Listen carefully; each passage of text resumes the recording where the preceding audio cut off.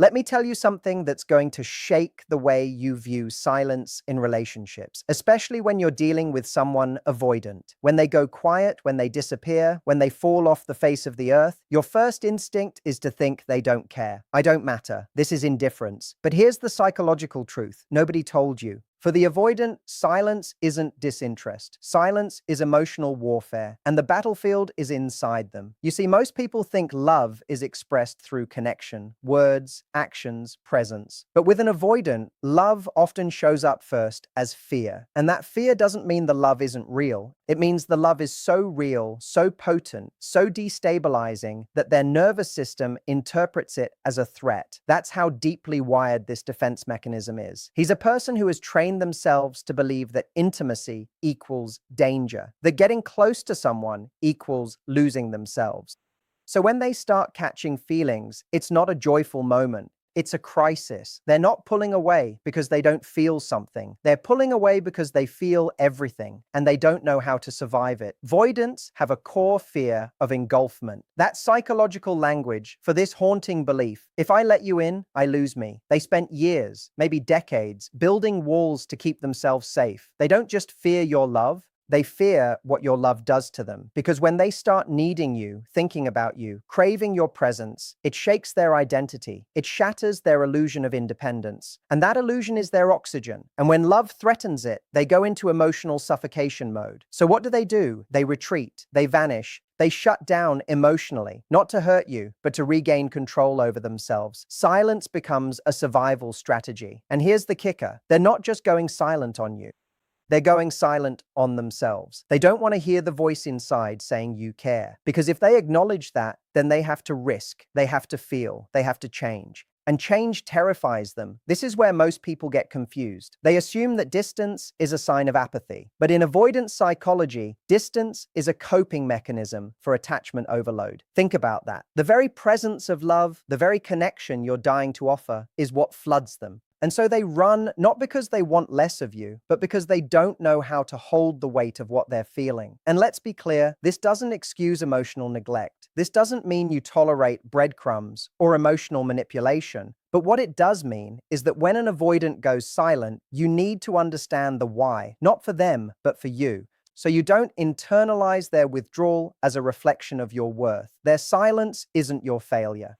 It's their inner chaos. In fact, silence is often the avoidance' paradoxical love language. It's clumsy, it's backwards, it's broken, but it's real because in their world, avoiding you isn't forgetting you. It's them fighting to contain you in their mind without letting you destroy the emotional order they've clung to their whole life. So when they go quiet, don't just ask, why aren't they speaking? Ask instead, what are they trying not to feel? Because if silence is the shield, love is the sword that pierced through it. Let that sink in. So let's talk about something deceptively simple. Those small, seemingly meaningless moments where an avoidant pops up in your world. A random hey out of nowhere, a like on your story, watching your content without ever engaging. Most people brush this off as nothing, an accident, a glitch in the matrix. But what if I told you those micro interactions are not accidental at all? What if they're actually emotional SOS signals sent from someone who's too scared to speak in full sentences? Here's the raw truths. When an avoidant checks in without connecting, they're not reaching out because they're ready to reattach. They're reaching out because they can't detach. That difference matters. They're trying to touch you without holding you. Stay close enough to not feel abandoned, but far enough to not feel engulfed. It's a survival tactic disguised as apathy. You've got to understand how emotional intimacy feels to someone who has built their identity around self-reliance. Connection feels like exposure. It feels like standing naked in the middle of a battlefield. No weapons, no armor, no exit plan. So instead of vulnerability, they substitute proximity. Instead of conversation, they offer presence from a distance. They stay close enough to know, but not close enough to risk anything real. This is the classic psychological push-pull dynamic. What you're seeing isn't confusion, it's conflict. A war between their need to connect and their reflex to protect. When an avoidant person sends that, hey, they're not just testing the waters with you, they're testing themselves. Can I handle contact? Can I control my emotions this time? Can I be near her without losing myself again? It's emotional breadcrumbing, yes, but it's not always manipulative. Sometimes it's the only strategy they know. They've been conditioned, often from childhood, to believe that direct communication leads to pain, that open expression leads to rejection. So instead, they hide their feelings behind safe gestures. A comment on your post, an emoji, a short message at midnight. These aren't empty actions. These are emotional Morse code. I miss you. I think about you, but I can't say it because saying it makes it real. And real terrifies me. Here's where it gets deep. An avoidant's core fear isn't just emotional closeness, it's emotional dependency. The moment they realize you affect their mood, their peace, their identity, the panic sets in. That's when they go dark. That's when the breadcrumbs show up, because staying out of your life entirely is unbearable. But coming back in fully is overwhelming. So they choose a middle path, unspoken connections, silent reach-outs, ghostly presence. And most people misinterpret this as indifference. But indifference doesn't check your stories at 2 a.m. Indifference doesn't reappear after silence. Indifference doesn't maintain invisible ties. This isn't detachment. This is suppressed attachment, and it's a completely different emotional ecosystem. They love you, but they've buried it under layers of fear, pride, and survival instinct. What looks casual to you is calculated to them. What looks weak to you is strategic to them. They're trying to control love by controlling how they love. And the irony, they lose control every time they reach for you. So, if they're checking in without connecting, know this. You're still in their emotional orbit. You haven't been forgotten. You've been compartmentalized. And that's not rejection. It's a sign of how dangerously deep their feelings run. The question isn't, are they thinking about you? The question is, can they handle what they feel when they do? Remember this, the avoidant doesn't reach out to reconnect. They reach out to remember. Have you ever noticed how an avoidant seems the most affectionate one moment, letting you peek behind the curtain of their guarded world, only to slam that curtain shut the instant real closeness is achieved? That sudden chill feels personal, like a slap of rejection. But the paradox is this. The retreat usually signals the precise moment love becomes undeniable for them. When an avoidant feels safe enough to relax their vigilance, even briefly, their nervous system reads that safety as loss of control. The experience of emotional security you crave is for them a flashing red warning light. Danger, true intimacy detected. Psychologically, this stems from what attachment researchers call a deactivating strategy. Think of it as an internal emergency brake wired into their relational circuitry. The moment their heart rate quickens in response to authentic connection, the brake slams down. They pick a fight over nothing, claim they need space, or dive into work with monastic obsession. These behaviors aren't meant to punish you. They're attempts to regulate an internal panic we rarely see on the surface. Philosophically, you could say they're protecting the sovereignty of the self. Love threatens the borders of the identity they worked years to fortify. Any sign that you might cross those borders by being consistently warm, accepting, or simply present activates an existential defense. If we exist, where do I end? Now here's the counterintuitive mystery.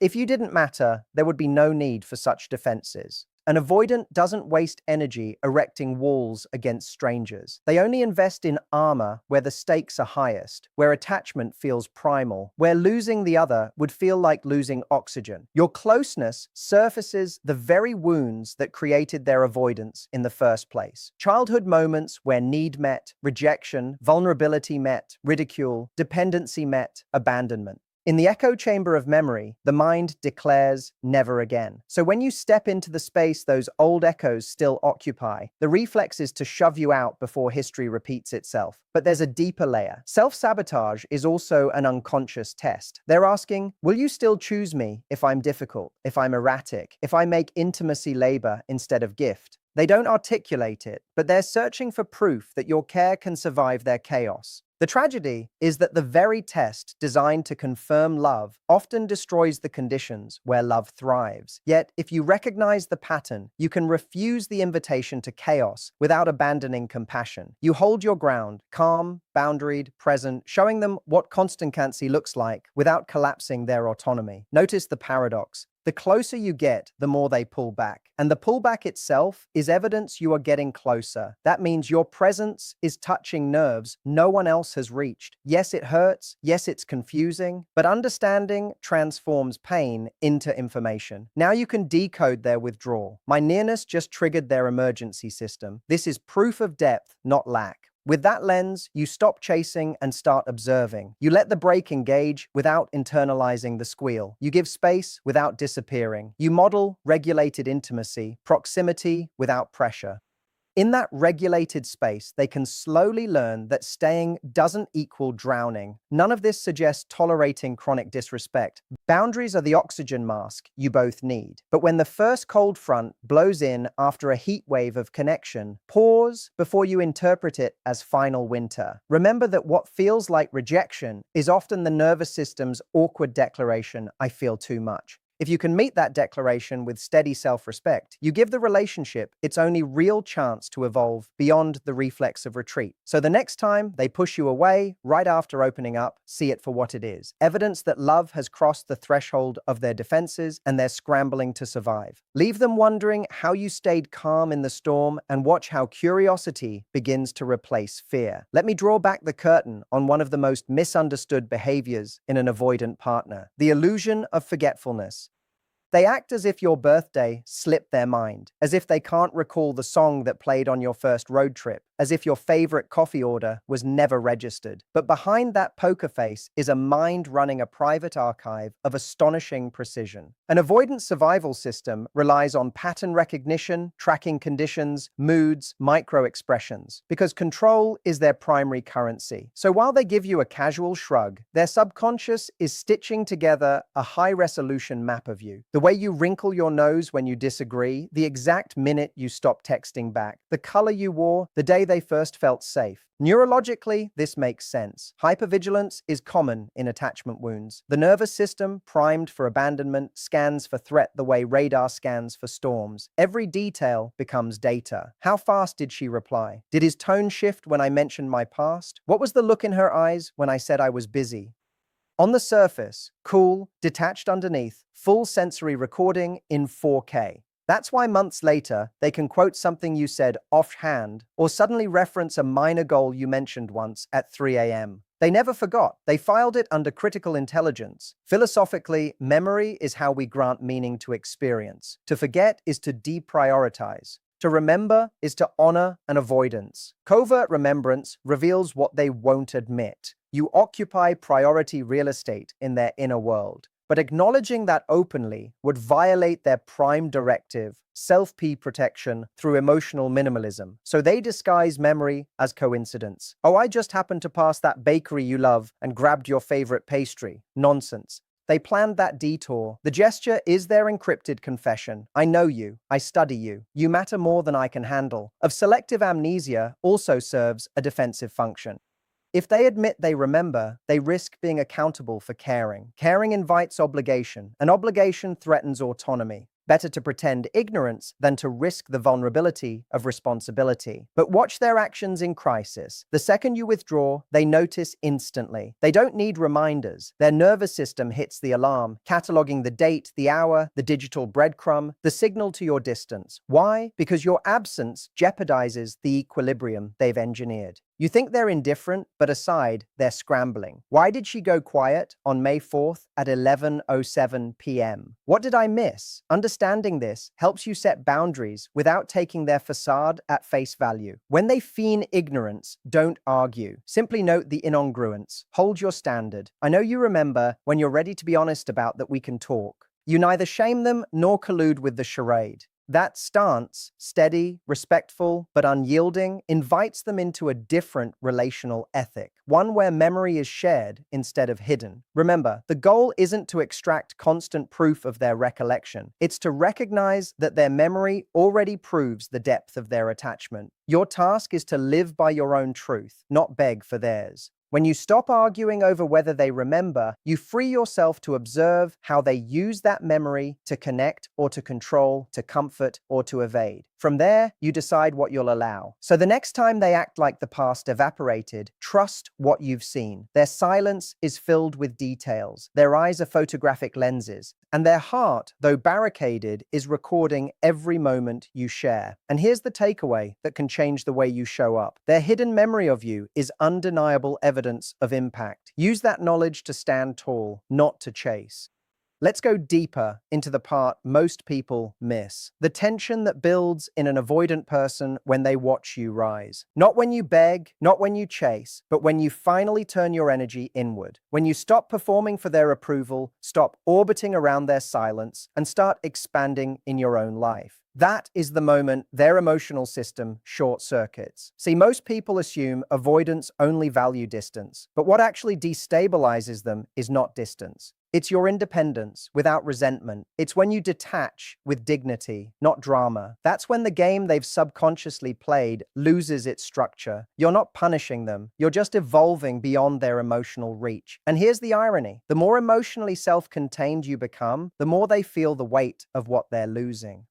Not because they're suddenly more available, but because for the first time, they're confronted by something that terrifies them more than closeness: irrelevance. Understand this. Avoidants aren't afraid of being alone. They're afraid of no longer mattering. You becoming emotionally self-sufficient challenges their internal narrative that says, I'm safest when I don't need or get too close to anyone. When you stop needing them, they can't place themselves in the hero or the escape role anymore. You've dismantled the entire psychological scaffolding they built their identity on. This shift in dynamic hits them hard because philosophically, it confronts their ego structure. The avoidant ego thrives on control, of space, of pace, of perception. They were comfortable when you were anxious, seeking, always knocking on a door they could choose to open or ignore. But now you're not at the door. You've walked into a different room entirely. That's when they start doing things that contradict everything they've said. A vague message, a memory sent your way, a question that doesn't need to be asked, except it does. Because it's not about the answer, it's about checking the temperature. Are they still on your mind? Do they still affect you? The more grounded you become, the more transparent their emotional confusion becomes. They'll try to reassert old roles, initiate small dramas, or act as if nothing changed. But it did, you did. And that unsettles them because they didn't expect you to grow without their permission. But independence isn't rebellion, it's reality. You rising is not an act of revenge, it's a return to your center. And here's where you gain your greatest power. When you grow with love, not spite. When your silence isn't punishment, it's peace. When your transformation isn't a strategy, it's truth. That's when the avoidant begins to feel the gravitational shift. Not because you pushed them, but because you pulled your energy back. And when they feel that absence, not the loud absence of anger, but the silent absence of emotional dependency, it echoes louder than anything you could have said. This is where they begin to reflect, not in the heat of the fight, but in the quiet after. When your absence is no longer reactive, but radiant. You've moved forward, and now their inner world has to recalibrate. And whether they return or not, something has shifted forever. They now know you are not waiting, you are becoming. So the next time you think they're unaffected by your glow up, your boundaries, your new silence, think again. Avoidants don't chase validation, but they do feel the tremble when someone they care for no longer orbits their fear. They may not say it, but deep down they're asking, how did she outgrow my silence? How did she heal the thing I still run from? And here's what I want you to hold on to. Your healing doesn't just free you, it forces them to confront the very thing they've been avoiding all along, themselves. There's something strangely telling about how an avoidant handles your emotional expression, especially the raw kind. The kind that isn't rehearsed, filtered, or perfectly timed. The moment you cry in front of them, not out of manipulation, but truth, they don't rush to comfort you. In fact, they may go quiet, freeze, or even walk out. And in that instant, most people make a devastating mistake. They assume their emotions were too much, that they scared love away. But what if I told you that moment, that reaction is not rejection? It's reverence wrapped in fear. See, avoidants are often raised in emotional deserts, environments where vulnerability was dangerous, where feelings meant weakness or chaos, or worse, became weapons used against them. So when you break down in front of them, they're not disgusted, they're disoriented. You just stepped into sacred territory and they don't have the tools to navigate it. Emotions for them aren't just feelings, they're alarmed. And tears, that's a fire they don't know how to put out. But here's the twist most never see. If they didn't care, they wouldn't freeze. Indifference has no reaction. If you were just another person, your pain wouldn't rattle them. But it does. Why? Because your vulnerability threatens the wall they built their survival on. It says, I trust you enough to fall apart here. And to someone who has lived in emotional isolation, that trust feels both holy and terrifying. There's a philosophical irony here. What you see as weakness, crying, cracking open, revealing your truth, is actually an act of strength most avoidants admire, but don't know how to mirror. They don't reject your depth because it's repulsive. They pull away because it exposes how unpracticed they are in emotional presence. You just showed them a version of love they've never mastered. You became the mirror reflecting everything they've avoided within themselves. This is where you must rise above the impulse to retreat or shrink. And don't apologize for your heart. Don't rush to fix their discomfort. You are not the problem. You are the invitation. An invitation for them to grow beyond avoidance, to witness what emotional safety actually looks like. Even if it scares them, let your presence remain steady. Let your softness remain sovereign. You are not melting down. You are modeling. You are showing them the path out of emotional exile. What happens next is rarely immediate. They might pull away, busy themselves, pretend like nothing happened. That's a trauma reflex, not proof of your unworthiness. In silence, they will replay your tears like a riddle they can't solve. They'll remember the tremble in your voice, the sincerity in your words, the fact that you didn't scream, you simply felt. And over time, that memory becomes more powerful than any perfect moment you shared because it wasn't curated. It was real. You cannot force them to meet you there. That's not your job, but you can refuse to betray yourself just to soothe their emotional illiteracy. Your role isn't to make your feelings more palatable. It's to honor them with clarity and courage. Whether they grow with you or walk away, your authenticity is never wasted. It either deepens the connection or reveals where the connection ends. So the next time your vulnerability is met with silence, remember this. Your emotions didn't scare them. They shook something awake. And what they do with that awakening, that's not your burden. That's their becoming.